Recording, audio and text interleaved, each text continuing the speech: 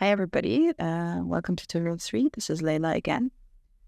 Here we're going to introduce meta-reinforcement learning. We're going to start with a very quick review of reinforcement learning through a simple reinforcement learning example that of a two-armed bandit agent.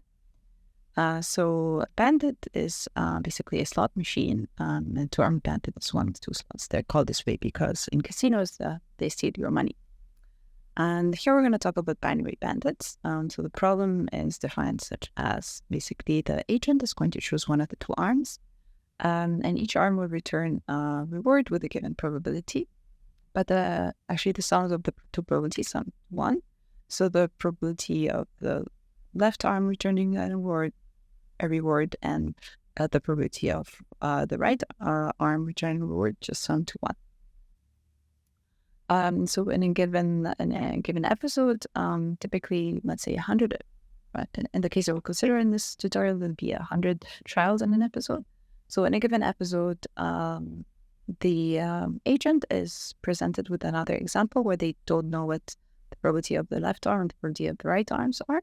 And through their own trials, they need to determine which arm has the highest reward and basically pick that arm because that's the best strategy is to pick the arm with the highest reward in the remaining of the trials. So we're going to basically evaluate how a meta-learning agent wouldn't be able to solve this task.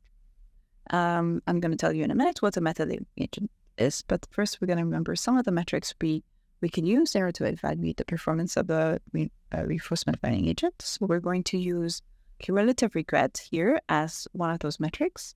So here, cumulative regret is basically summing all the regrets up to the current time point t. And the regret for each time point is actually basically the difference between the probability of reward for the optimal arm, which is P star here, and basically the expected reward for the arm that was actually chosen. And so this is one of the ways we're going to use to evaluate basically the reinforcement learning agents we're going to. But interestingly here, we're not going to look just at simple reinforcement learning agents, but we're going to look at meta-reinforcement learning agents.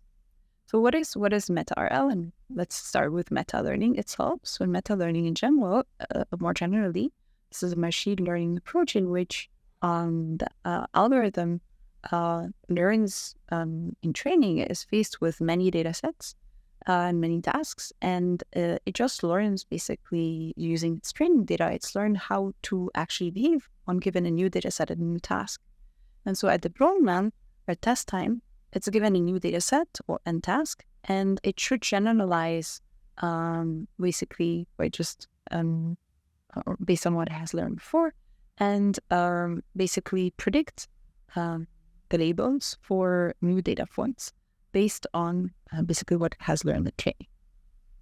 And you can apply the same idea basically to meta-reinforcement learning. So here in the RL problem, you have an agent that learns basically that trains on many different environments. So it uses basically everything from those different environments.